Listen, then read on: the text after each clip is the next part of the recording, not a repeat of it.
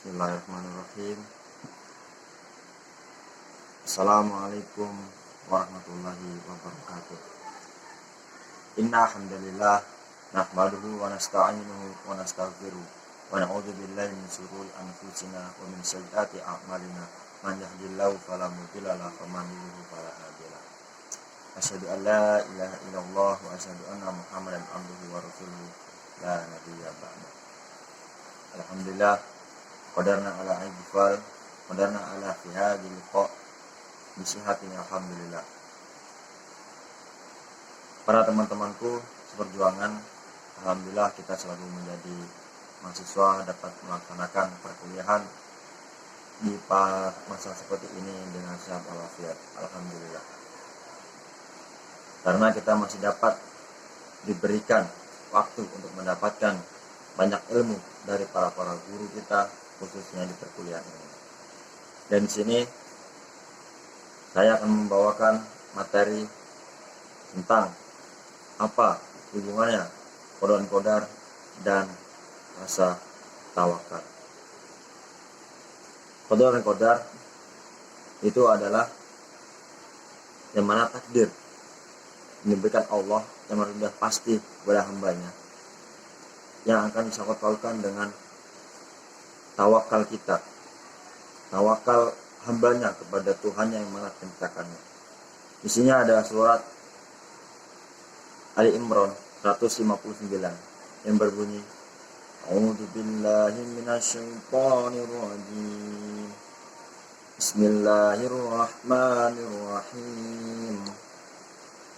Wa bima rahmatin minallahi lita lahum walau kunta faddan ghalidhal qalbi lan faddu min hawlika fa'fu anhum wastaghfir lahum wasyawirhum fil amri wa idza azamta fatawakkal 'ala Allah innallaha yuhibbul mutawakkilin. Sadaqallahul adzim. Artinya, maka disebabkan rahmat dari Allah lah kamu berlaku lemah lembut terhadap mereka. Sekiranya kamu bersikap keras, lagi berhati keras, kasar, tentulah mereka menjauhkan diri dari keselingkuhan dari sekelilingmu. Karena itu maafkanlah mereka, mohonkanlah ampun bagi mereka, bermusyawarahlah dengan mereka dalam urusan itu. Kemudian apabila kamu telah membulatkan tekad, maka bertawakallah kepada Allah. Sesungguhnya Allah menyukai orang-orang yang bertawakal kepadanya.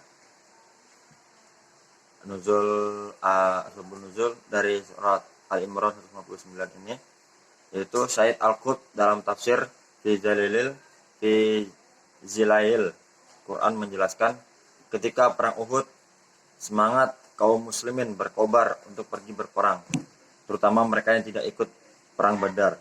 Namun barisan mereka mengalami guncangan karena sepertiga pasukan kembali ke Madinah. Sebelum perang, Nabi Muhammad dan para sahabat itu melakukan permusyawaratan bahwasanya akan menghadapi kaum Quraisy atau kaum musyrikin yang mana akan mendatangi kota Madinah. Dan Nabi Muhammad SAW bermusyawarah kepada para sahabat dan seluruh penduduk yang ada di Madinah.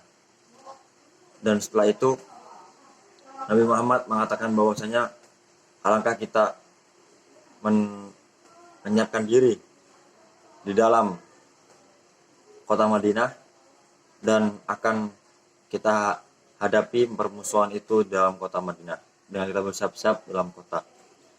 Karena kan ini permusyawaratan, semua berhak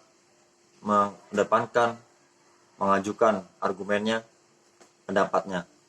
Dan dari sebagian para teman-temannya atau sahabatnya dan para kaum Quraisy yang tinggal di kota Madinah berkata bahwasanya kita akan menyerang.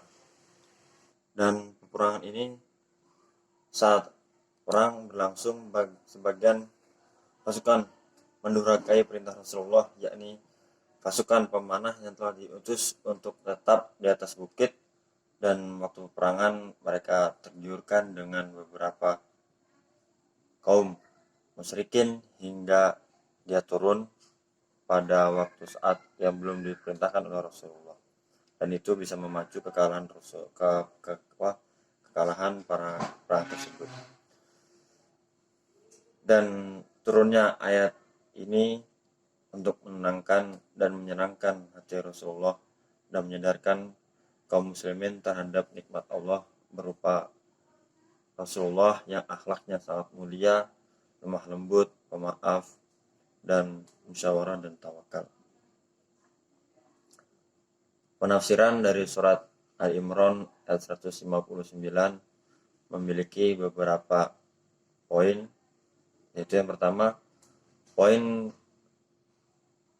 karakter lemah lembutnya Rasulullah adalah karena rahmat Allah. Fima rahmatin minallahi linta lahum. Maka disebabkan rahmat dari Allah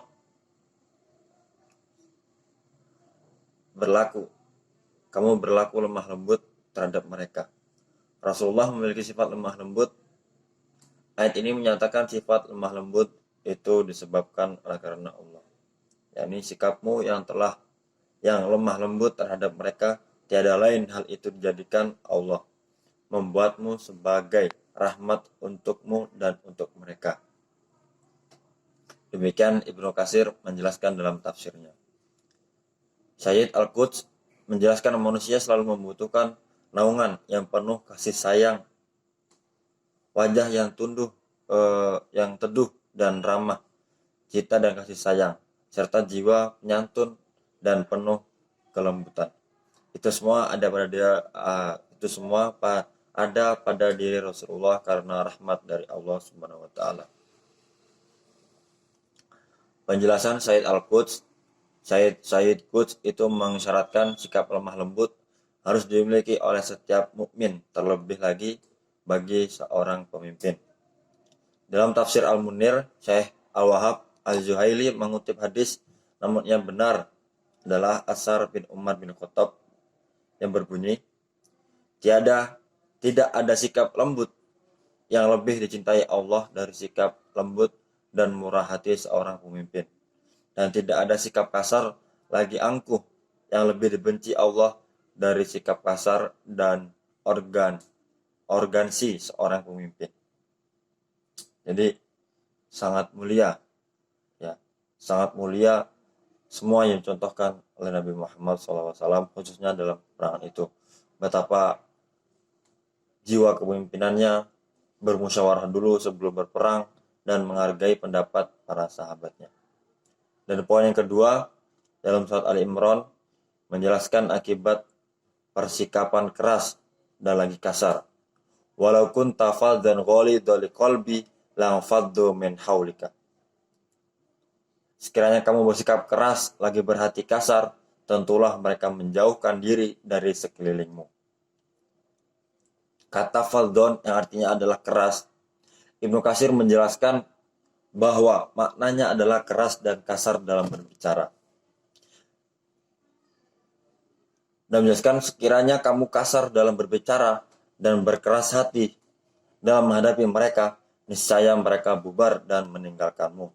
Akan tetapi Allah menghimpun mereka di sekelilingmu dan membuat hatimu lemah lembut terhadap mereka sehingga mereka menyukaimu.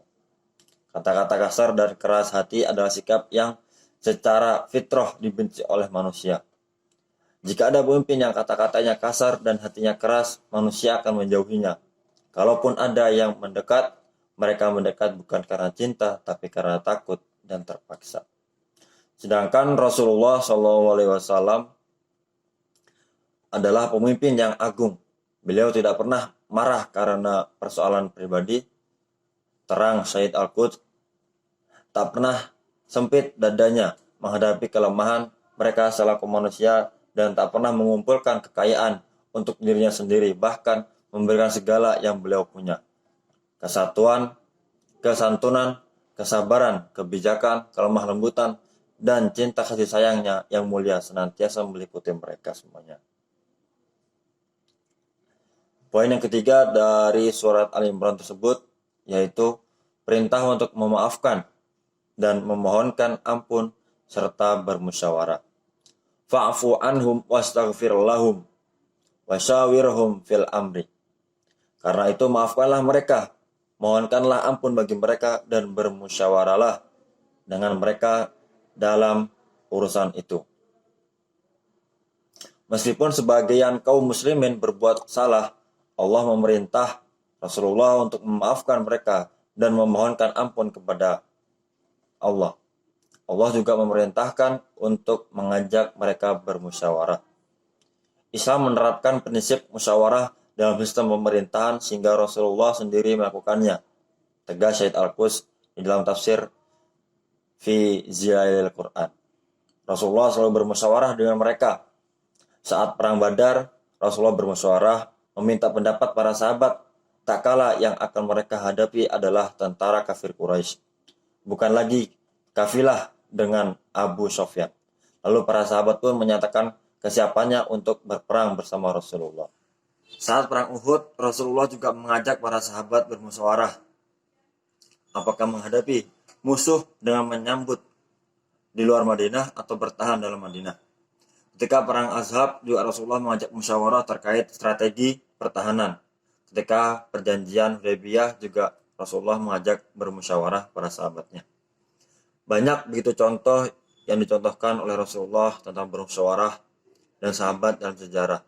Sehingga dalam istilah modern Rasulullah sangat demokratis, tidak otoriter dalam memutuskan sesuatu.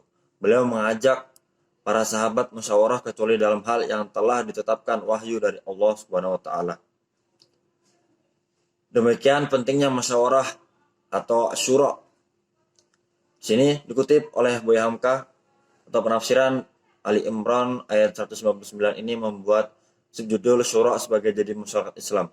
Panjang lebar beliau menjelaskan contoh-contoh musyawarah di masa Rasulullah. Pertumbuhan syura Islami di hampir sama jugalah dengan pertumbuhan demokrasi pada kota-kota Yunani. Purbakala, demokrasi sudah ada sejak semula.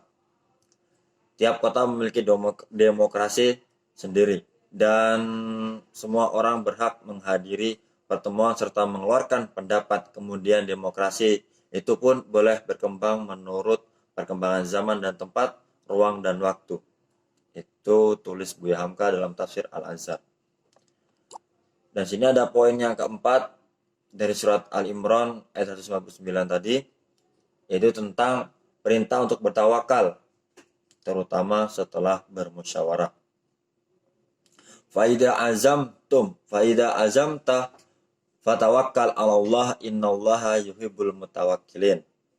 Kemudian apabila kamu telah membulatkan tekad, maka bertakwalah kepada Allah. Sesungguhnya Allah menyukai orang-orang bertawakal kepadanya. Ketika penafsiran firman Allah ini, Ibnu Katsir mengatakan, yakni apabila engkau bermusyawarah dengan mereka dalam urusan itu dan kamu telah membulatkan tekadmu, hendaklah kamu bertawakal kepada Allah. Ketika menafsirkan firman Allah ini, Ibnu Katsir mengatakan, yakni apabila engkau bermusyawarah dengan mereka dalam urusan itu dan kamu telah membulatkan tekadmu, hendaklah kamu bertawakal kepada Allah. Inilah yang diperintahkan Allah. Jika bermusyawarah telah menghasilkan keputusan, pegang keputusan itu dan bertawakallah kepada Allah. Serahkan semua hasil permusyawaratan tersebut kepada Allah Subhanahu wa taala. Jangan risau dengan hasilnya. Jangan menyalahkan musyawarah jika ada hal yang tidak sesuai dengan harapan, sepanjang sudah menjalankan hasil musyawarah itu.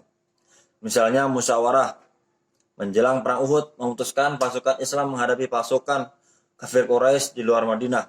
Ketika kaum muslimin kalah dan sekitar 70 sahabat syahid, orang munafik menyalahkan hasil musyawarah itu dan mengungkit pendapat mereka untuk bertahan di Madinah, padahal mereka ingin